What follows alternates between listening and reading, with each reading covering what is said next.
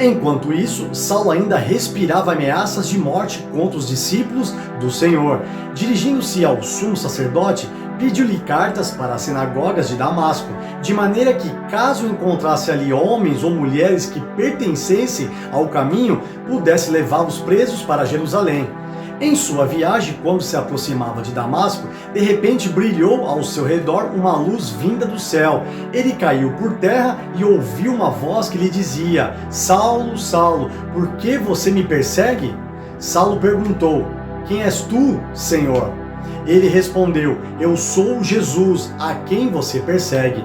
Levante-se, entre na cidade, alguém dirá o que você deve fazer.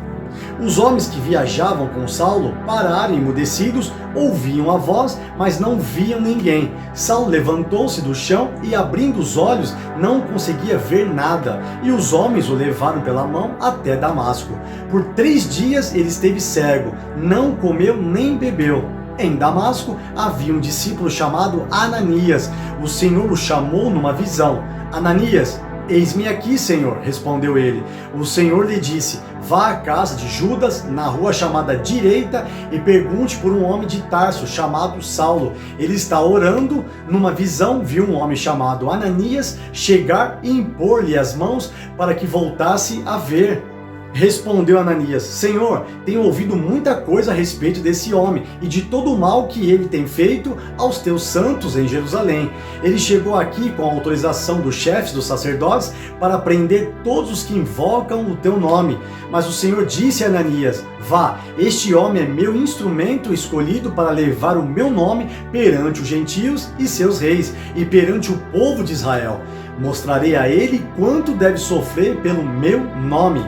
Então Ananias foi, entrou na casa, pôs as mãos sobre Saulo e disse: Irmão Saulo, o Senhor Jesus, que apareceu no caminho por onde você vinha, enviou-me para que você volte a ver e seja cheio do Espírito Santo. Imediatamente algo como escamas caiu dos olhos de Saulo e ele passou a ver novamente. Levantando-se, foi batizado e depois de comer, recuperou as forças. Saulo passou vários dias com os discípulos em Damasco. Logo começou a pregar nas sinagogas que Jesus é o Filho de Deus. Todos que o ouviam ficavam perplexos e perguntavam: Não é ele o homem que procurava destruir em Jerusalém aqueles que invocam este nome? E não veio para cá justamente para levá-los presos aos chefes dos sacerdotes? Todavia Saulo se fortalecia cada vez mais e confundia os judeus que viviam em Damasco, demonstrando que Jesus é o Cristo. Decorridos muitos dias, os judeus decidiram, de comum acordo, matá-lo, mas Saulo ficou sabendo do plano deles. Dia e noite eles vigiavam as portas da cidade a fim de matá-lo. Mas os seus discípulos o levaram de noite e o fizeram descer num cesto, através de uma abertura na muralha. Quando chegou a Jerusalém, tentou reunir-se aos discípulos, mas todos estavam com medo dele, não acreditando que fosse realmente um discípulo. Então Barnabé o levou aos apóstolos e lhes contou como no caminho Saulo vira o Senhor, que lhe falara, e como em Damasco ele havia pregado corajosamente em nome de Jesus. Assim Saulo ficou com eles e andava com liberdade em Jerusalém, pregando corajosamente em nome do Senhor. Falava e discutia com os judeus de fala grega, mas estes tentavam matá-lo. Sabendo disso, os irmãos o levaram para Cesareia e o enviaram para Tarso. A igreja passava por um período de paz em toda a Judéia, Galiléia e Samaria. Ela se edificava e, encorajada pelo Espírito Santo, crescia em número, vivendo no temor do Senhor. Viajando por toda parte, Pedro foi visitar os santos que viviam em Lida. Ali encontrou um paralítico chamado Enéas, que estava acamado fazia 8 anos. Disse-lhe Pedro: Enéas, Jesus Cristo vai curá-lo. Levante-se e arrume a sua cama. Ele se levantou imediatamente. Todos que viviam em Lida e Sarona ouviram e se converteram ao Senhor.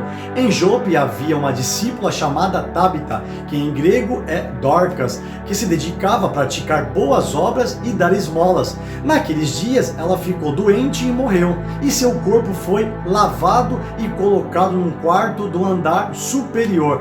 Lida ficava perto de Jope, e quando os discípulos ouviram falar que Pedro estava em Lida, mandaram-lhe 2 homens dizer-lhe: não se demore em vir até nós. Pedro foi com eles e, quando chegou, foi levado para o quarto do andar superior.